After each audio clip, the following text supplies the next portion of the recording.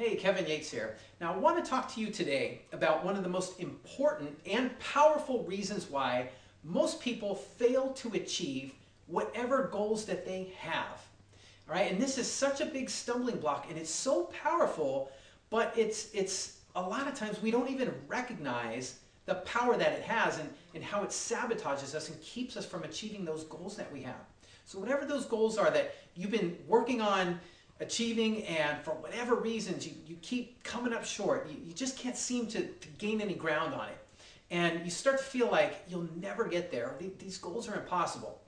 Well, there's one reason, and it's something that's really not often talked about, and it's very misunderstood.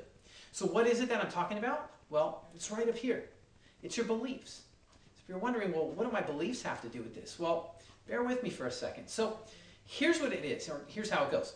You have thoughts, and whatever those thoughts are, typically around our goals, they're negative thoughts. So especially like a common goal was when, I'd work with clients who wanted to lose weight.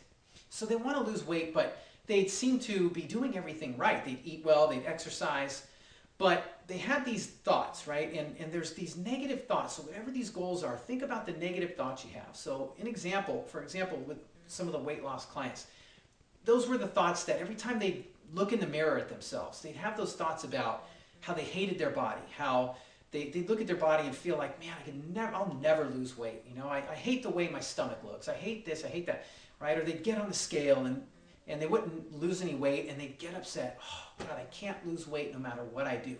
Those are the types of thoughts. Now, sometimes we're aware of those thoughts, but a lot of times they become ingrained in us, and we don't even recognize them anymore. They just go on autopilot. So those thoughts become our beliefs. And the thing is that our beliefs are really powerful, and all those beliefs that we have influence the actions that we take. And the actions that we take create our outcomes or our experiences. And the thing about that is that those experiences that we have, that are created, those experiences reinforce our beliefs. So to give you an example of how this works, well, if we look at the example of somebody who wants to lose weight, and this is something that I went through years ago when I struggled with my weight. And those thoughts become those beliefs of I can't lose weight, I hate my body, or whatever it is. And you start to feel like you'll never get there.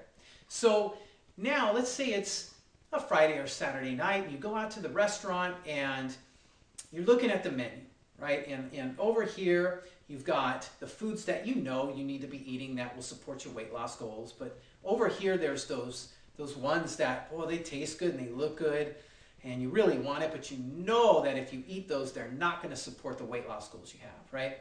But you're with friends and family and everybody seems to be ordering what they want, they're getting the good stuff, and you're looking at that menu, and then those thoughts come into your head, and you start to think those thoughts like, well, I'm looking at the menu and I can't lose weight anyways, maybe I'll just do it tomorrow, or I'll start again next week, or maybe in the new year, whatever way that goes. So what happens? You order the food that you like, right? But you're probably not supposed to have. So you order that food, and guess what happens? When you go to weigh yourself, you look at that scale and step on there and, oh, God, here I am again. I didn't lose weight, or I gained weight. See, I can't lose weight. And then that reinforces the beliefs. So if we think about it, the belief you had, it reinforced the action you took on the menu. And the action that you took created the outcome of not losing weight or gaining weight. And that outcome, that experience that you created, reinforces the belief. I can't lose weight. See how it works?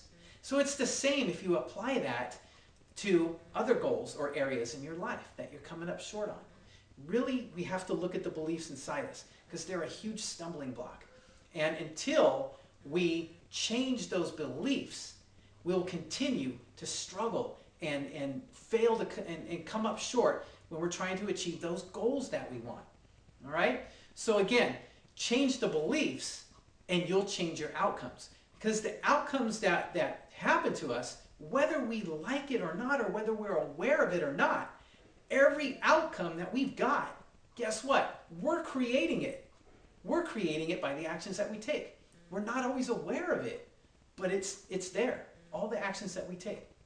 So in order to change that, If you're getting results or outcomes that you don't like and you're not making any ground on achieving those goals, the beliefs have to change first.